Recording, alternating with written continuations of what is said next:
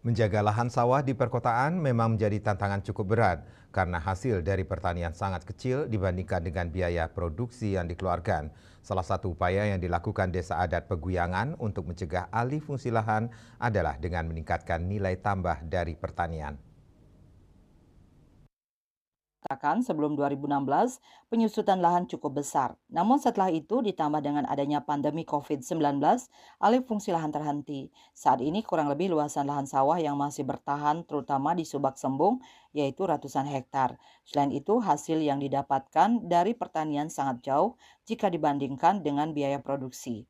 Hasil pertanian tidak mencukupi untuk memenuhi kebutuhan rumah tangga petani. Di desa adat yang ngomplek bertahan cuman di Subak Sembung, yang lainnya hampir habis terjadi alih fungsi lahan.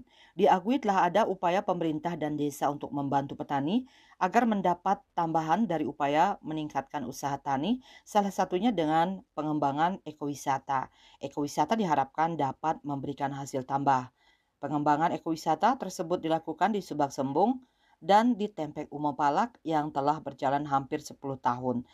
Diakui tidak ada awig-awig atau perarem khusus yang dibuat desa adat untuk mencegah kramo menjual lahan sawah.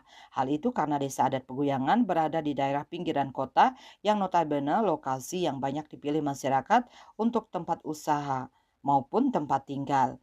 Alih fungsi lahan terjadi karena adanya kebutuhan antara pembeli dan penjual. Memang sama-sama membutuhkan sehingga tidak bisa membuat awik-awik.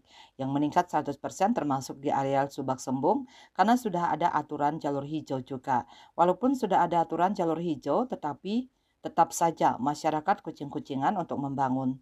Selain itu, bertani bukan pekerjaan pokok, namun pekerjaan sampingan karena sebagian besar krama bekerja sebagai pegawai, baik pegawai swasta maupun negeri.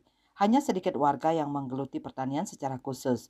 Bahkan sebagian lahan sawah di desa adat Peguyangan digarap petani penggarap yang dilakoni luar kramo desa adat Peguyangan.